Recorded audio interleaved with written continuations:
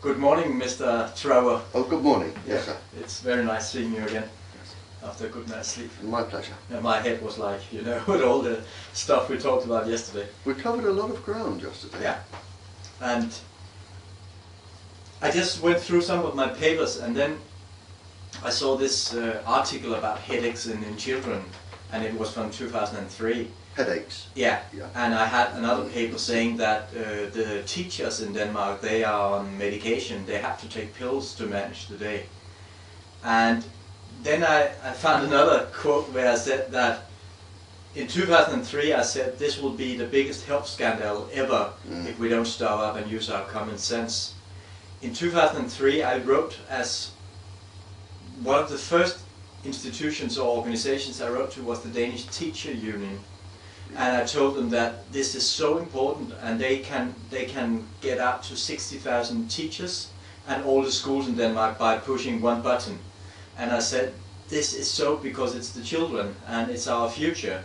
It's so important. And do you know what the response was from them? It's not our responsibility. And then I said to them, well, it's not mine. It's our responsibility because it's our future with our children. Yeah. What is the most, you can say, the most, I would say, devastating or tough thing you can actually say to, so I can bring it on to the teachers union and to every teacher, because it's so important that they understand this. When you have a transmitter in the school, different things happen. Basically, the headaches, you have and this is known and is published, the blood vessels in the brain constrict, become smaller. That will cause the headaches and the migraine. The histamine levels in the body go up, which basically puts the body into shock. The heat shock proteins in the body go up, and all of this is measurable. That's all testable and it's all measurable. The heat shock proteins go up, and that causes all the cellular structures in the body not to act properly. The nighttime melatonin goes down, which means the immune system is not functioning properly. So what you have, I think I mentioned this yesterday, but it's worth mentioning again, a proper international survey was carried out within France, Spain and Germany. Gently, Scooby. France, Spain and Germany, and they found that where a transmitter was near a school or in a school, and it's on the documents you're going to take, they found in this case I think 138 cancer clusters which involved miscarriages in teachers, breast cancer in teachers, depression in teachers, sleeping disorders in teachers. And this was a proper study, and in some cases mayors of towns or people with authority actually ordered the transmitters to be turned off and taken down. When after that was published, and before I spoke at the Welsh Assembly, the Welsh Parliament, there were another 47 cancer clusters.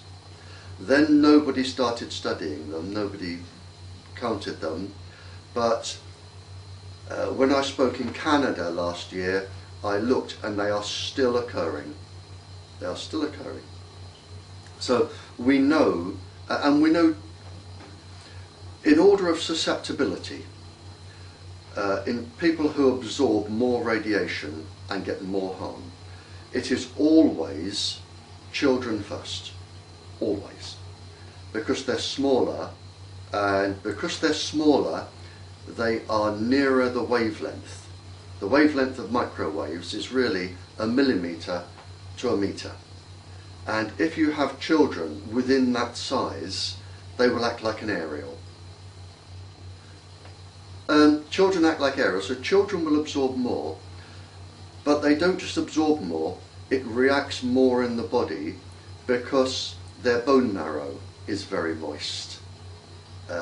Their skulls are very thin, their bones are very thin. So they will absorb more and there will be more reaction in children. Then it is women, nothing to do with sex. It is women have very complicated hormone systems and neurotransmitters in their bodies going through the monthly cycles, and they are interfered with the microwaves. So women suffer more than men.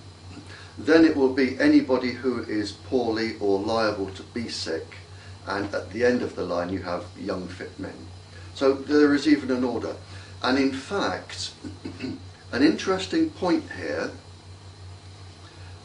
is, yesterday you mentioned the International Certificate for Non-Ionising Radiation Protection, known as the ICNIRP certificate. Everywhere I have been, all over Europe, everywhere, and I've spoken to a lot of decision makers, I've spoken to parliaments, councils, planners, and I've always asked, how many of you have read it? Nobody.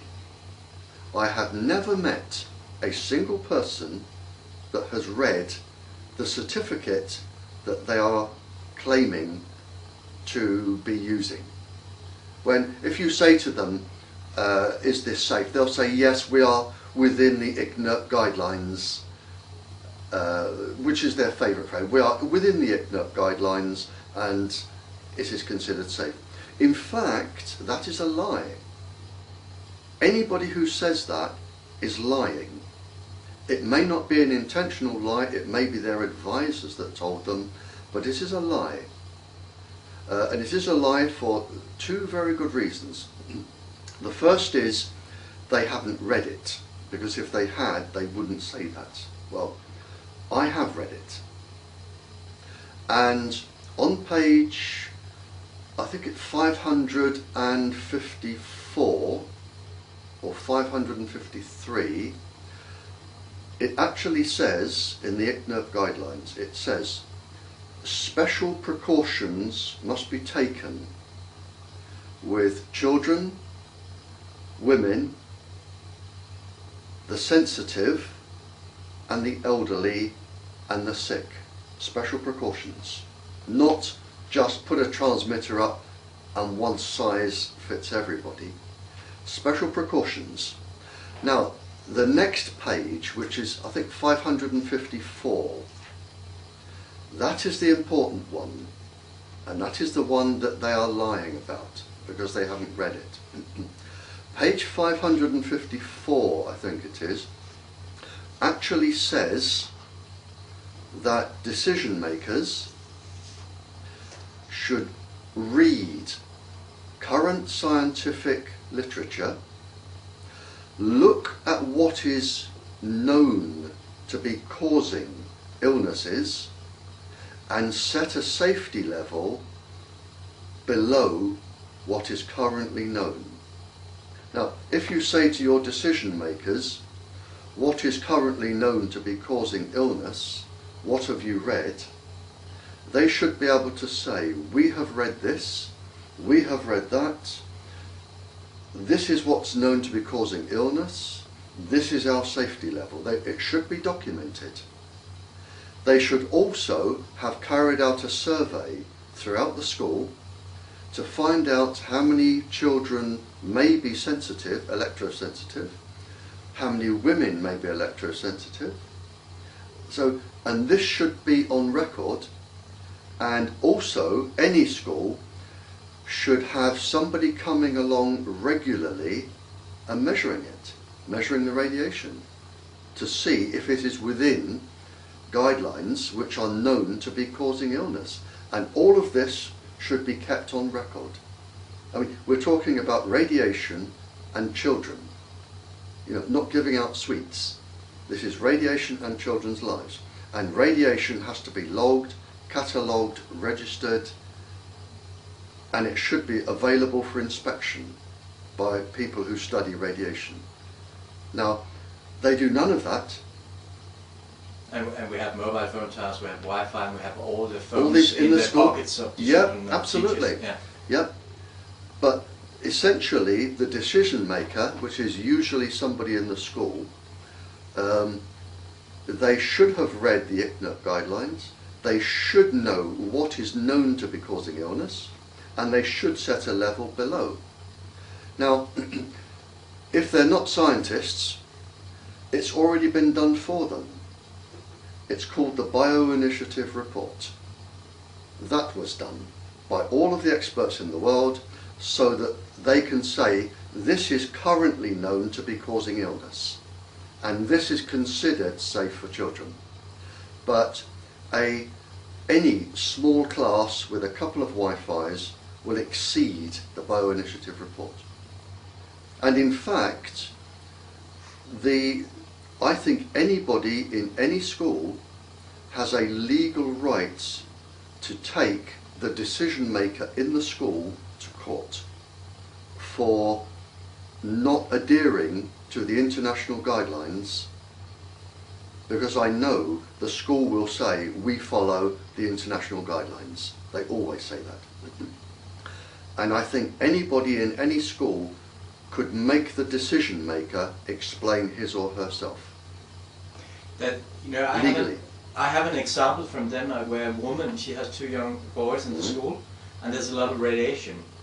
Then she contacted the school board and so on, and she's almost being labeled as psychiatric ill and so on. They just refer to the Danish National Health Board and the Cancer Institute, but they don't even mention ICNIRP because they probably don't know it. Yeah. But you know, that should really be taking, there you should really put it heart to heart and say, excuse me, what you're doing here is actually a legal case. Oh, it is, yeah. It is illegal. It is illegal, and I can tell you why. Because mobile phones and Wi-Fi, none of them have passed a safety test. None of them. None of them have a safety certificate. None of them. And it is illegal to experiment on people, especially. You can only consent to be experimented on if you are over 18. Children can't. And unless the parents have consented, Wi-Fi in school is illegal. I mean, now the problem is the same as mobile phones. The problem is, and it's a very clever law, what the government have done is, unlike a drug company,